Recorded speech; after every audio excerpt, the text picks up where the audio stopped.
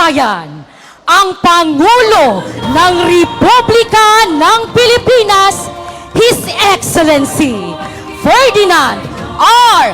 Marcos Jr.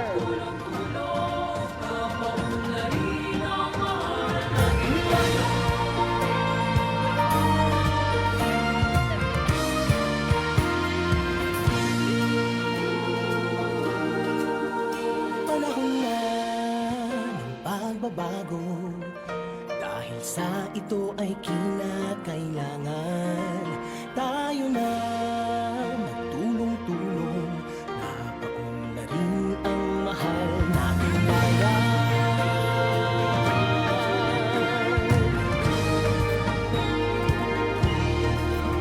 Panahon na ng pagbabago at ayos ang mga Maaari na po tayong maupo.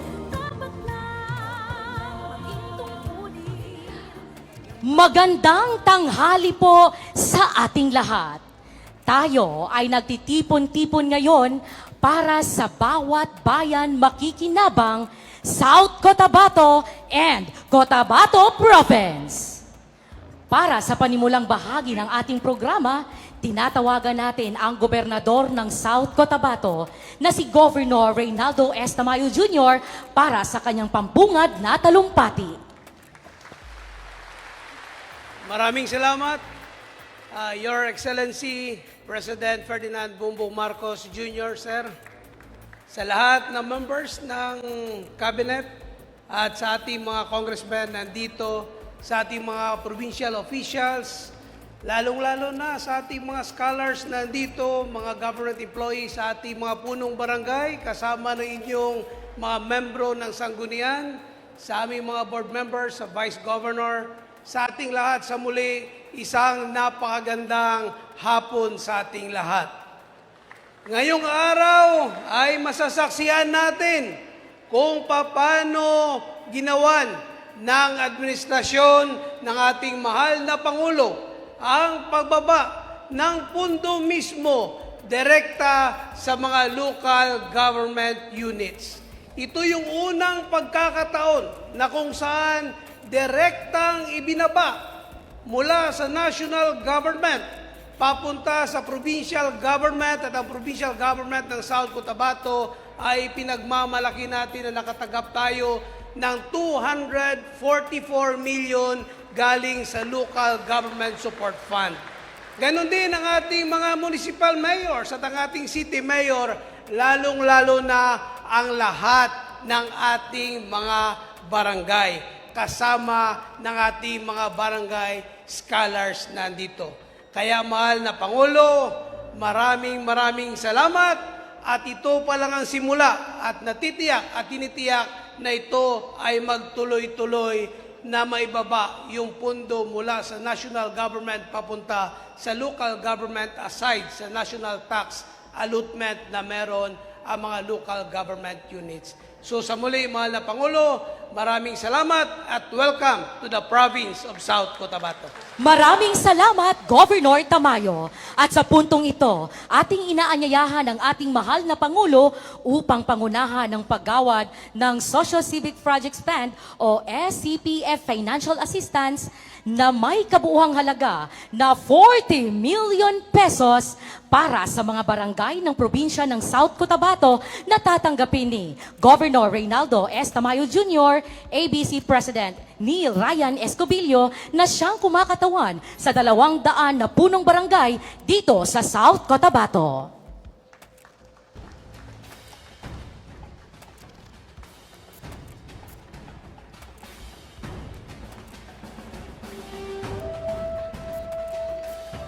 Maraming salamat po. Ngayon naman po, upang tanggapin ang kabuuang halaga na 96 million pesos para sa mga barangay ng probinsya ng Cotabato, tinatawagan po natin si Vice Governor Rochela Marie Talinio Taray at si ABC President Phipps T. Bilbao na siyang kumakatawan sa 480 na punong barangay dito sa Cotabato Province.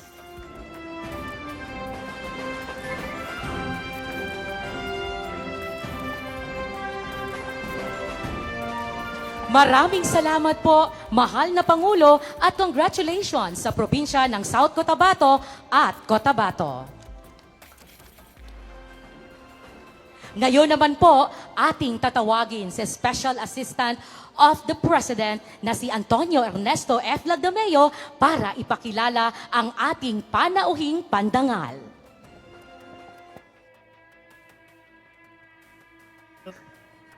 The President of the Republic of the Philippines, His Excellency Ferdinand R. Marcos Jr.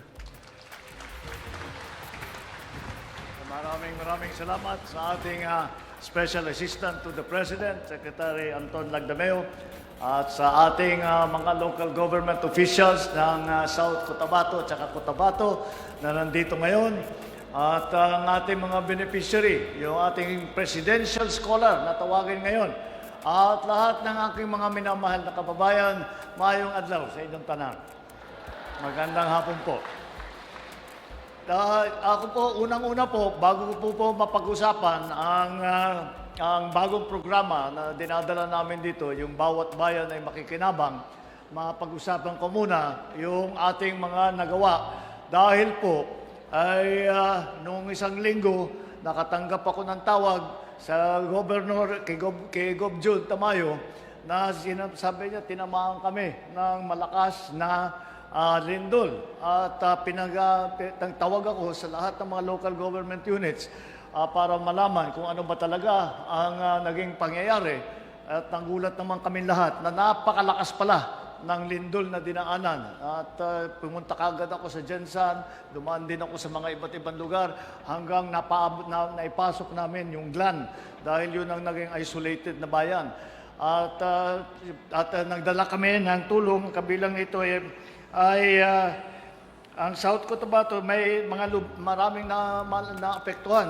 Dito sa datos namin, nakalagay dito 21,000 na pamilya at saka 170 na barangay at nagdeklara ng state of calamity kagad. Kaya't pagdeklara ng state of calamity, na ibaba namin kaagad ang QRF. Ang QRF tawag yan Quick Response Fund. At 20 million kaagad ang naipadala namin para magamit para sa mga kagamitan na mga pangangailangan, lalong-lalo na yung mga nasira na mga bahay at na-evacuate, napunta sila sa mga evacuation center. At tiniyak namin na yung DSWD ay dumating kaagad at saka DOH para tignan kung ano yung mga pangangailangan ng ating mga kababayan.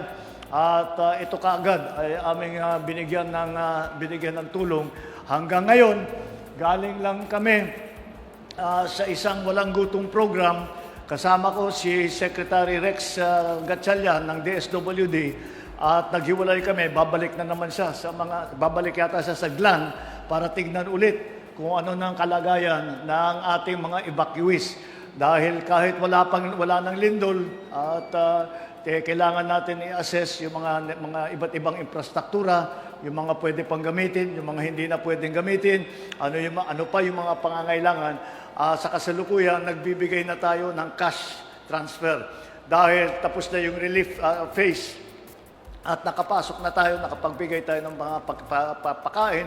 Yung mga nasaktan ay nabigyan na nagpatingin na sa ating mga medical team. At meron ngayon, ngayon, para makabalik ang ating mga kababayang nasira ang bahay, either kahit totally destroyed o partially destroyed, yung pong binibigay po natin na cash para may magamit sila, pampabili ng gamit para maipatayo uli yung bahay nila o maayos nila yung kanilang mga nasirang bahay. Kaya asahan po ninyo, patuloy po natin ginagawa. Pinalitan din natin yung sistema ng QRF. Dati, Quick Response Fund, pero 1 taon bago mo makita. Kaya pinalitan namin yung sistema para mas mabilis ang pagbaba ng QRF. At ang assessment, ginagawa na ngayon ng CDO. Dahil yung CDO, imbis na mag-antay ng team galing sa Maynila para mag-assess kung ano yung kailangan gawin, at saan dadalhin yung QRF, ay ginamit na namin yung mga CDO dahil sila nandyan na. So yung mga report nila, yun ang ginagamit namin kung saan pupunta yung QRF. Kaya napabilis ang ating pagbaba. Kaya asahan po ninyo na patuloy ang ating pagtulong sa lahat ng mga nadamay at naging biktima ng napakalakas na lindol. At hindi ko, siguro yung mga bata rito hindi na maalala na nagkaroon dati. Naalala ko, sinama ako ng father ko rito, 1976, yung napakalakas. Nagkalindol, pero ang talaga maraming namatay sa tsunami, sa tidal wave. 2,000 ang naging ano natin noon. Kaya't naalala ko talaga yon. Kaya't nung nasabi sa akin na nagkaroon ng napakalakas na lindol na nakasentro dito sa inyo, ay naalala ko gaano kalaki ang kahirapan na dinaanan ng mga tao. Kaya tiniyak ko po na mabilis ang pagdating ng tulong sa kanila. Ang isa pang sadya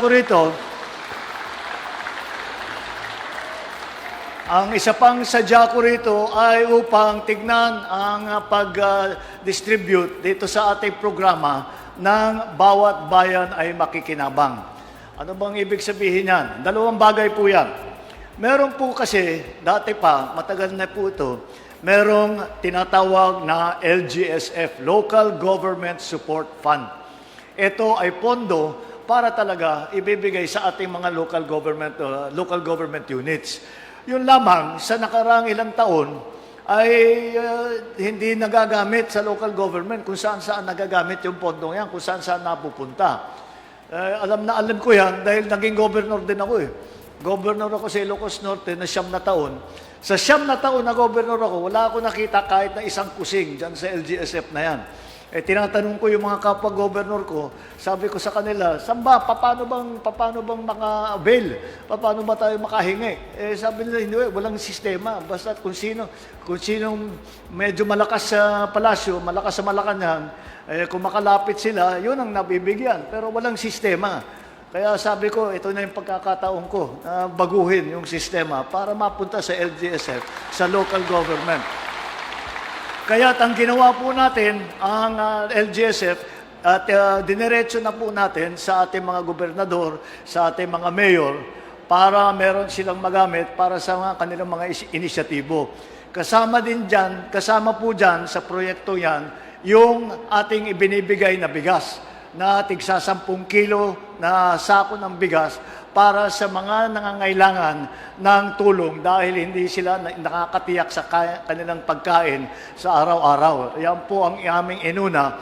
Yung pong listahan na yun, kung sino ang mabibigyan ng Local Government Support Fund, sino ang sino ang mabibigyan ng bigas, ay kinuha po natin sa mga mayor, kinuha po natin sa mga barangay chairman at sa mga gobernor upang matiyak na kasi kung idadaan po natin sa national government ulit, alam nyo naman pagka dumaan sa national, magpapadala pa kami ng tao, mag-a-assess sila, mag-i-interview sila, napakatagal. Sabi ko nga, nang naging karanasan ko bilang gobernador, sabi, hindi nyo na kailangan mag-assess. In-assess na namin yan sa local. Alam na namin yan. Nasa file na namin. Araw-araw namin tinitingnan yung file na yan. Kaya hingiin nyo na lang sa local government. Iyon ang aming ginawa. Binigay na lang namin yung pondo sa local government. At sabi ko sa kanila, kayo na ang bahala. Kayo na ang bahala dahil ako'y nakakatiyak. Sabi ko naman, mas nakakasiguro ako na hindi magiging kagaya ng mga flood control na alanganin. Dahil ang mga local government, pag hindi magandang trabaho, sisitahin ninyo lahat. Pupuntahan kayo, kakatukin kayo sa bahay ninyo, sasabihin bakit yung project ninyo walang kwenta. Yun ang safety, kaya malakas ang loob ko na magbigay sa ating mga local government. Dahil alam ko na nakabantay ang taong bayan. At alam ko naman, ang mga local government ay talagang tapat sa kanilang serbisyo sa tao. Kaya yun dahil matagal ko na rin pong sinasabi, senador pa lang ako, congressman pa ako, sinasabi ko na sa aking mga kasamahan, dapat mas maganda at mas malapit ang ugnayan ng national government at saka ng local government. Dahil ang daming pwedeng gawin kapag maganda ang koordinasyon at ang tulungan ng national government at saka ng local government. Kaya't binago ko yung sistema, kaya't ngayon ay masasabi ko, napakalapit na, malapit na yung pagsasama at maganda na ang pagsasama ng ating mga local government unit at saka ang national government. Dahil kahit na napakarami ang ahensya ng national government, hindi talaga kaya ang buong bansa na mabilis na tulungan. Ang dami-dami nating, we have 42,000 plus local government units sa Pilipinas. Lahat yan, may local government executive. Lahat yan, may sanggunian. Lahat yan, may mga katulong, may mga NGO. Kaya dapat magamit natin at dapat magtulungan tayo. Kaya po, yan po ang ating ginawa. Diyan po na una, doon po sa LGSF. Ito naman, para sa mga barangay, ganun din po. Kasi ang naranasan ko, nung gobernador ako, lahat ng mga sa barangay, siyempre meron silang 10% dapat na doon sa IRA share. Pero ang katotohanan, ang nangyayari, pag may kailangan ng barangay chairman, ang sagot sa kanila, wala, nagamit na eh. Wala na kami maibigay dahil napunta si ganito, nagka-emergency, nagkasakuna. So, walang magamit ang mga barangay official. At sabi ko, etong gawin natin. May pondo naman ang national government, gamitin na nga natin para tulungan natin ang mga barangay. At sa ganung paraan, nag-release po kami ng bilyon-bilyon na piso at ginawa po namin lahat ng bawat barangay ay binigyan natin ng 200,000 piso para meron silang magamit. Ang hiningi lang natin sa ating mga barangay official, ang hiningi lang namin ay kalahati doon sa 200,000 ay gamitin nila para sa scholarship. At ang bawat barangay mamimili ng 5 scholar. So kada barangay may 5 scholar. At yung scholar na yun makakatanggap ng 20,000 piso para magamit nila sa kanilang pag-aaral. At ang sabi ko sa kanila, mamili kayo nung mga estudyante na malapit na magtapos. Pero baka hindi matapos dahil kulang ang pambayad o kailangan magtrabaho o kung ano man dahilan. At kung makatulong yung 2,000 piso, ay sana naman magkaroon sila ng tuloy-tuloy na pag-aaral at meron silang magagamit para hanggang makapagtapos sila. At ito po ay aming naging programa, kaya nandito ko, may nakita ko ng mga tawag po namin sa kanila yung mga presidential scholar. Kaya sinasabi ko sa mga presidential scholar, gamitin nyo ito at mapakinabangan ninyo ito dahil ito ay ang pinakamahalagang maibibigay ng pamahalaan sa inyo. Ang magandang pag-aaral. Meron kayong napag-aralan, meron kayong magandang edukasyon, meron kayong magandang training, at sa ganung paraan, ito ay isang kayamanan. Lagi kong sinasabi sa ating mga estudyante, kailangan mapakinabangan ninyo ito dahil ang pag-aaral ay pag maganda ang training mo, pagka maganda ang pinag-aralan mo, marami kang alam na gawin, ay mapapaganda ninyo ang inyong mga sarili na buhay. Mapapaganda ninyo ang mga buhay ng inyong mga pamilya. Mapapaganda ninyo ang inyong komunidad dahil makakatulong kayo sa pagpaganda ng inyong komunidad. At sa ganung paraan, ay ang buong Pilipinas din ay makakaramdam ng kagandahan para naman ay mapaahon natin ng mabuti ang buong Pilipinas. Kaya sa 42,000 take 5 scholar, ang mangyayari dyan ay hanggang 210,000 ang bawat taon meron tayong scholar. At tuloy-tuloy po yan, hindi lang po isang beses na ito. Tuloy-tuloy po yan. At kaya yun ang sinasabi natin sa ating mga barangay official, tiyakin ninyo na meron na makapagtapos naman ang ating mga kababayan dahil ay pinakamahalaga na maibibigay natin sa ating mga kabataan ay ang magandang edukasyon.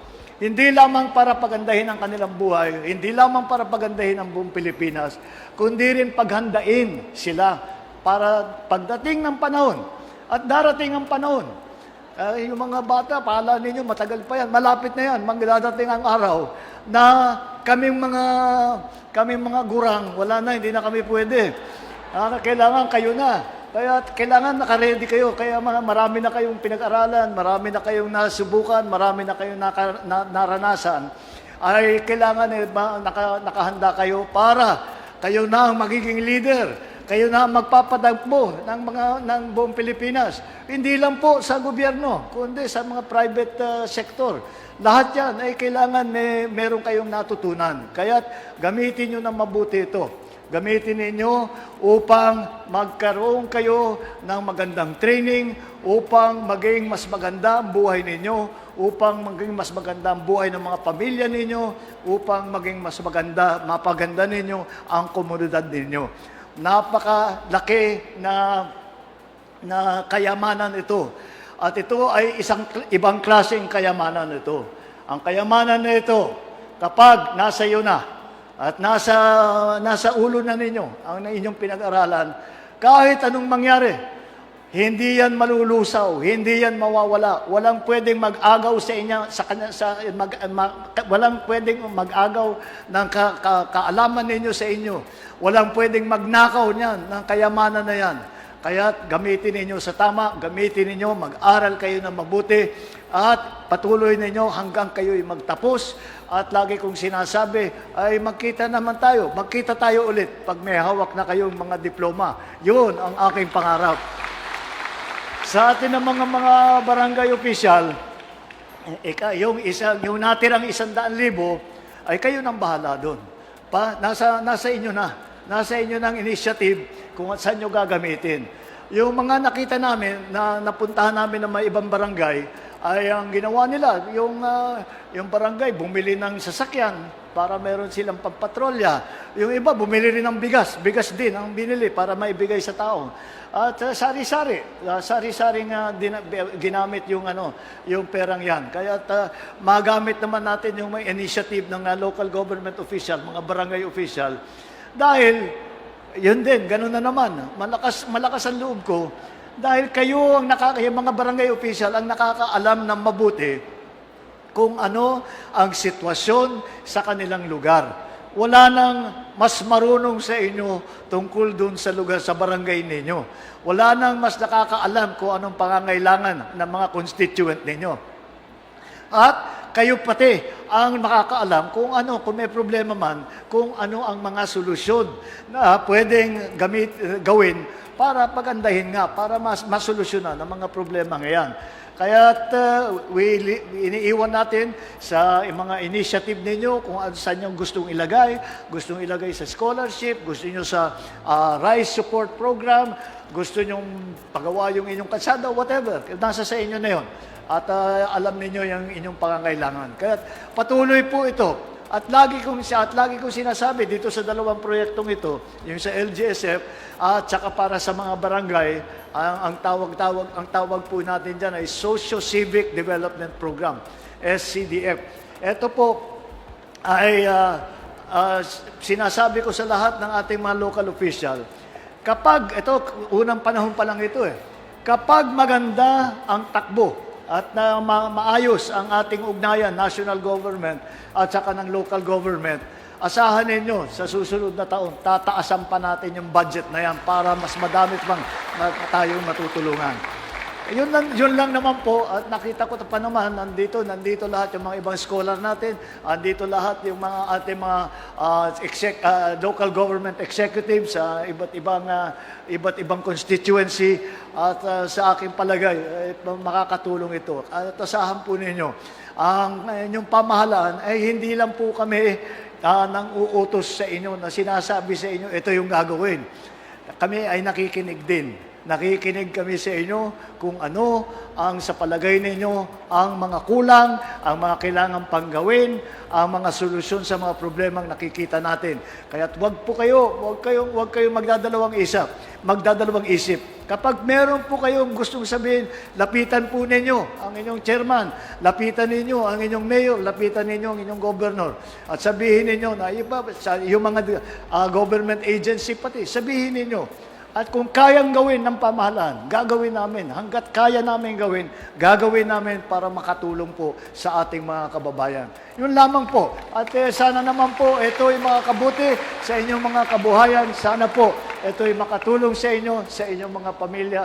At ito po ay ang aming handog mula sa bagong Pilipinas. Maraming salamat po. Maraming salamat po, mahal na Pangulo. Ngayon po ay ating hinihiling ang ating mahal na Pangulo sa isang group photo kasama ang lahat ng ating mga benepisyaryo at mga bisita. Hinihiling din po natin ang ating mga benepisyaryo at mga bisita na magsitayo at samahan ang ating mahal na Pangulo.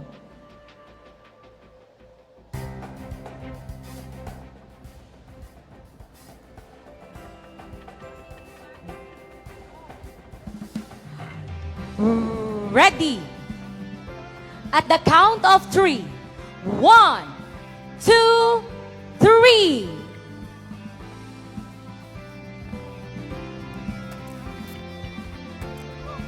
Maraming salamat po, mahal na Pangulo.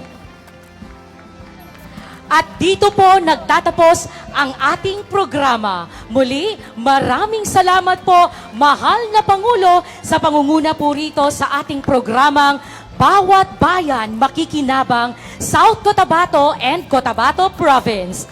Muli, mga kababayan, ang Pangulo ng Republika ng Pilipinas, His Excellency Ferdinand R. Marcos Jr.